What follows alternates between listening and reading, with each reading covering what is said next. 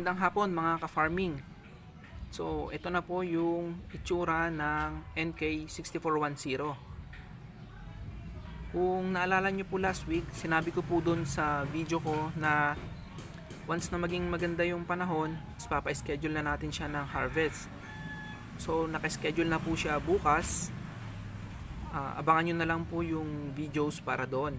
So, ngayon, ipapakita ko sa inyo kung gaano kaganda ang NK6410, kung ano ba yung katangian niya, kung ilang piraso yung rows niya, ilang piraso yung buto niya per rows, kung gaano kabigat at kahaba ang isang bunga. So kung mapapansin nyo, meron akong 6 na piraso dito. Itong 6 na to is 2 araw nang nabilad sa araw. So 2 days ago kinuha ko na to, then binalad ko sa araw. Kaya medyo makunat-kunat ng ito, kumbaga bagnet na sa Ilocano. Kung naririnig nyo, medyo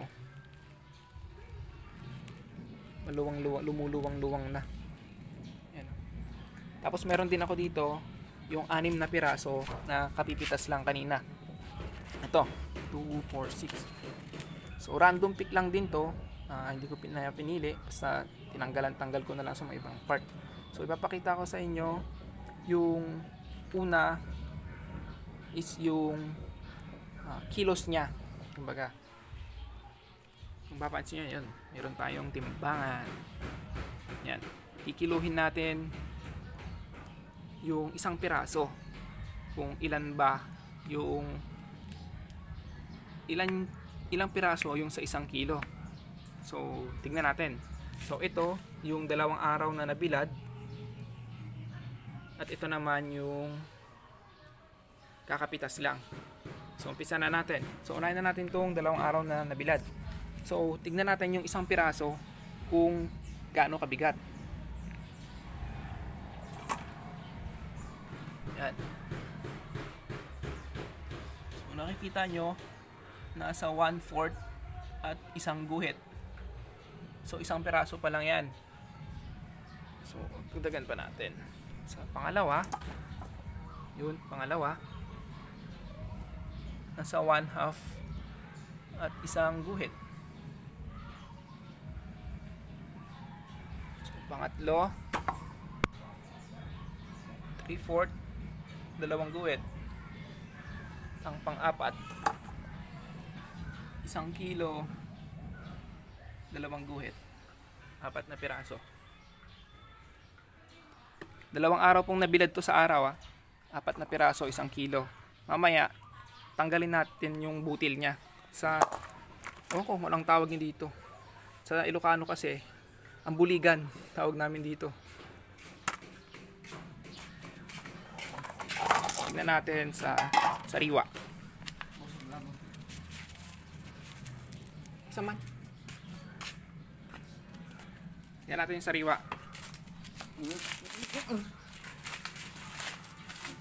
To, lapit mo dito. Sige, balatan mo. Yan, ito po yung sariwa. Nabalatan po ni Banchong, ang ating magiting na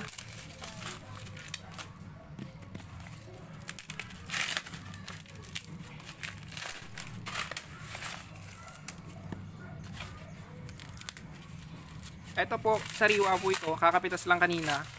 Random pick lang din.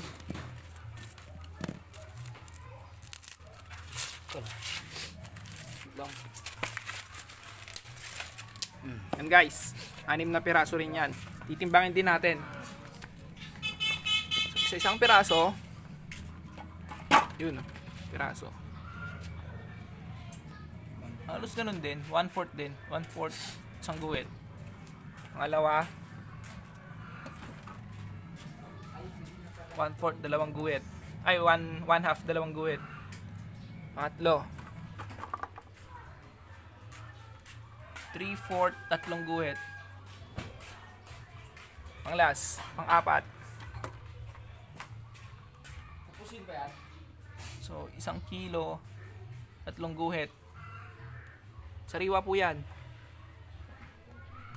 Galing ko na. Pakita natin yung kulay. Kumparan. Siyempre, mas matingkad yung nabilad na. So guys, bibilangin na natin kung ilang kernels at ilang rows per mais. So umpisa natin dito. Sa 1, 2, 3, 4, 5, 6, 7, 8, 9, 10, 11, 12, 13, 14. Labing apat. 1, 2, 3, 4, 5, 6, 7, 8, 9, 10, 11, 12, 13, 14. Same lang din. 1, 2, 3, 4, 5, 6, 7, 8, 9, 10, 11, 12, 13, 14, 15, 16. 16 to. May 6. 1, 2, 3, 4, 5, 6, 7, 8, 9, 10, 11, 12, 13, 14, 15, 16. 1, 2, 3, 4, 5, 6, 7, 8, 9, 10, 11, 12, 13, 14, 15, 16. So, 16. 1, 2, 3, 4, 5, 6, 7, 8, 9, 10, 11, 12, 13, 14, 15, 16. So, 4 na 16, 2 14 sa bagnet. 2 araw na nabilad. So, isunod natin yung kakapitas lang. Ito yung kakapitas lang. So, bilangin natin. 1, 2, 3, 4, 5, 6, 7, 8, 9, 10, 11, 12, 13, 14. Labing apat. 1, 2, 3, 4, 5, 6, 7, 8, 9, 10, 11, 12, 13, 14. 1, 2, 3, 4, 5, 6, 7, 8, 9, 10, 11, 12, 13, 14, 15, 16. Labing anim. 1, 2, 3, 4, 5, 6, 7, 8, 9, 10, 11, 12, 13, 14, 15, 16.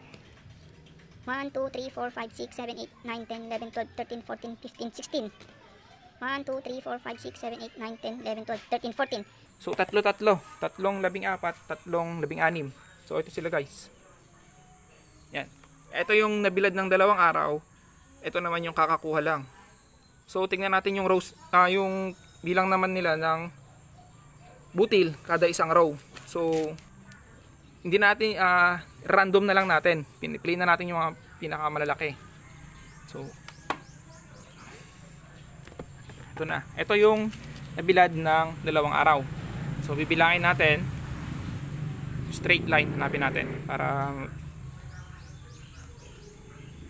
ito, pwede yan to. Ito. So, bilangin natin. 1, 2, 3, 4, 5, 5, 6, 7, 8, 9, 10, 11, 12, 13, 14, 15, 16, 17, 18, 19, 20, 21, 22, 23, 24, 25, 26, 27, 28, 29, 30, 31, 32, 33, 34, 35, 36. Yan dulo, 36. 6. Itong isa, yung bagong pitas.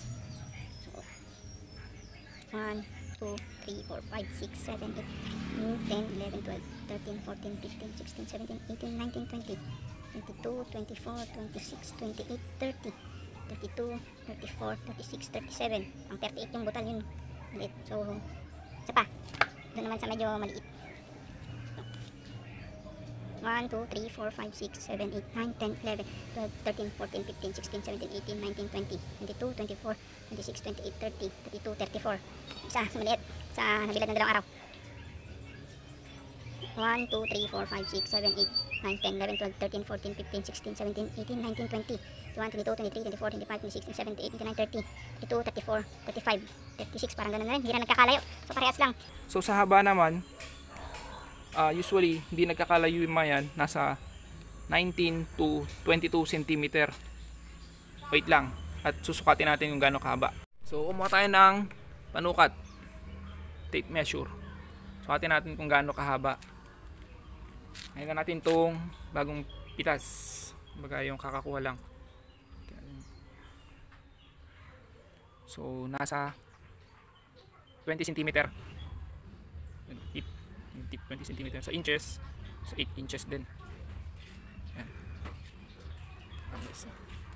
So, yung pinaka isa, mas mahaba. Dulo, yung dulo. Ito medyo mahaba. 21 cm. Ito. Sa 8 inches mahigit. So, isa pa. Isa pang mahaba. 20. 8 inches. Isa yung 14. Nagpas 8 inches to. 21 cm din. 14 lang to 14 rows lang to. Doon na isa nabilad ng 2 araw. Sa bagnet ba? Ito, 14 rows. Nasa 18 inches. 18 centimeter, sorry. Ano? Kulang-kulang 8 inches din. Sa ano tayo? 16 rows. You know, 20 centimeter. 8 inches. Sa pinakamalaki nito. Mahigit 8 inches, then 21 centimeter. So guys, ganun nga, hindi nga nagkakalayo. 19 centimeter hanggang 22 centimeter. Ganun kahaba. Average na yun. Hindi na lumalagpas kumaga. So, tignan natin yung itsura naman ng eto. Hindi ko alam kung anong tawag din dito. Pero sa amin, tawag namin dito ang buligan. Binibilad to at ginagawang panggatong. So, ito siya. Makikita nyo yung rows. 1, 2, 3, 4, 5, 6, 7, 8, 9, 10, 11, 12, 13, 14, 15, 16. 16. Tatanggalin natin yung butil para makita kung malaki ba to. Malaki ba yung... Hindi ko alam kasi yung tawag niyo dito eh. Basta sa amin, ang buligan tawag dito. Tingnan natin kung gaano kalaki yung ambuligan niya. So, ganun din sa isa. 14, ano to? 16 ba? 16 din. Ito yung nabilad ng 2 araw. Tsura niya guys. Ito yung kakapitas. Ito yung nabilad ng 2 araw. Mas dry dito. Ito medyo basa po. So tatanggalin namin to, butil, at titignan natin yung ambuligan niya.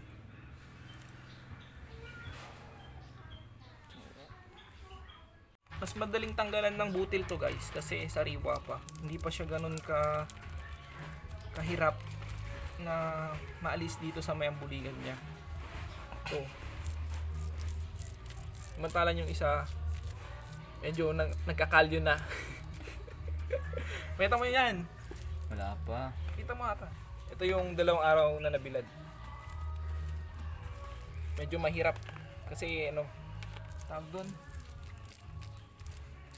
Matanda na. Makunat, kumbaga. Pero pag yan nabilad pa ng 2 araw, ay mabilis na lang yan. Bilis na lang tanggalin.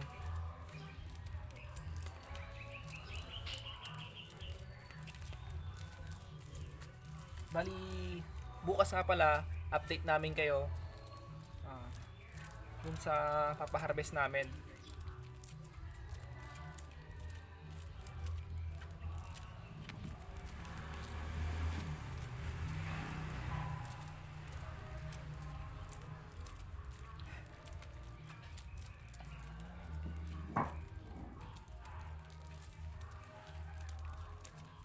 Okay.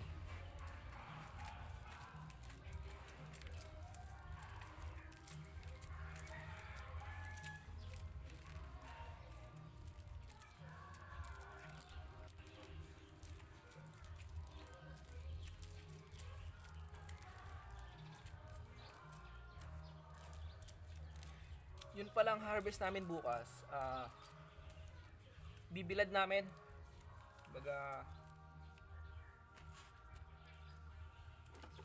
sun drying kumbaga. So ang presyo ngayon dito sa amin is 12 per kilo yung dry. Yung sariwa naglalaro sa 850 hanggang 9. Dito po yan sa Eastern Pangasinan.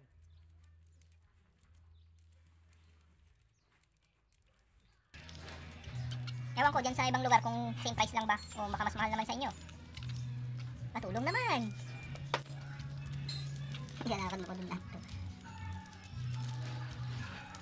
Actually, last cropping mas mahal yung kuha nila eh. Last cropping, naabutan ko pa yung 11 pesos. 11 pesos per kilo. Sariwa yun. Tapos yung huli kong hinarvest nun, binilad ko. Kano ata 13 pesos per kilo ata nun, yung dry. So, kumbaga, piso, yung difference, less scrapping.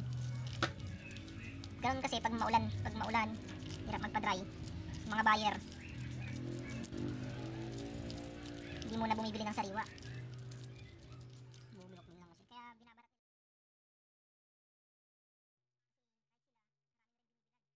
Kaya kung may solar dryer naman kayo, at kaya nyo naman ibilad nyo na lang.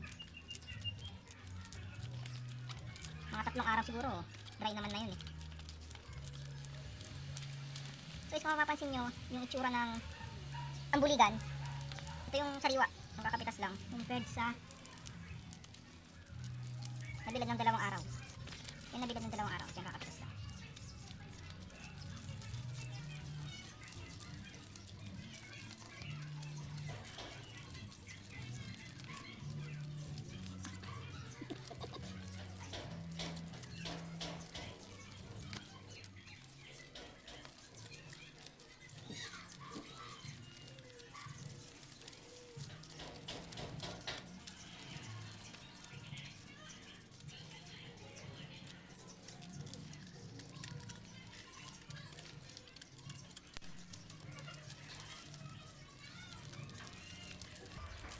Timbangin din pala natin kung ilang kilo ba yung ambuligan niya.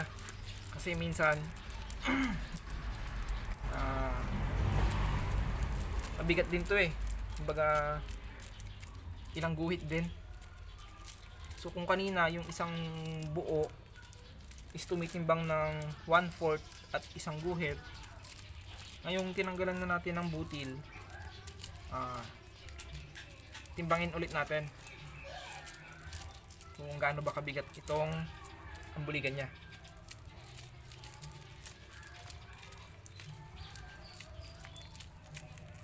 So gaya nga ng sabi ko, mas mabilis tanggalin ng butil itong sariwa pa compared dun sa isang nabilad, kasi nga makunat. Pero pag yan nabilad pa ng 2 araw, mabilis na lang yan. So ito na itsura. Okay guys. Ito yung sariwa. Yan.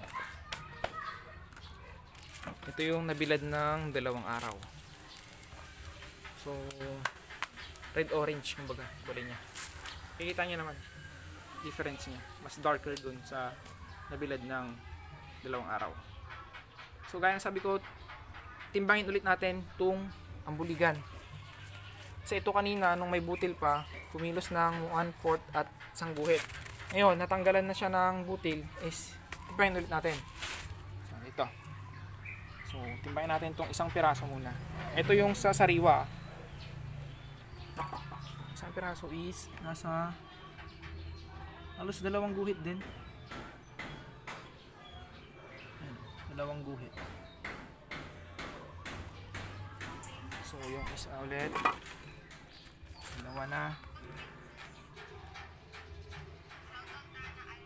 3 guhit na, halos 4 na guhit. So yung isang kilo kanina is 4 na piraso. So tingnan natin yung sa 4 na piraso na sariwa. 4 na piraso po yan. Yan po, nasa 1/4 din. So ibig sabihin sa 4 na piraso na 1 kilo kanina nung may butil, nung natanggalan na is 1/4 at isang guhit yung kilos ng ambuligan niya. So actually kanina naman is mahigit 1 kilo naman yung 4 eh. So sabihin na natin 1/4 din natanggal. Ito yung sariwa, ito yung dry. Sa dry, isang piraso, mas 2 guhit, halos parehas lang din. Pangalawa, pangatlo, pang-4. So 1/4. Sa sariwa, 1/4 isang guhit. Ito, halos 1/4 lang. Kulang ng isang guhit. Ayun, yung isang guhit.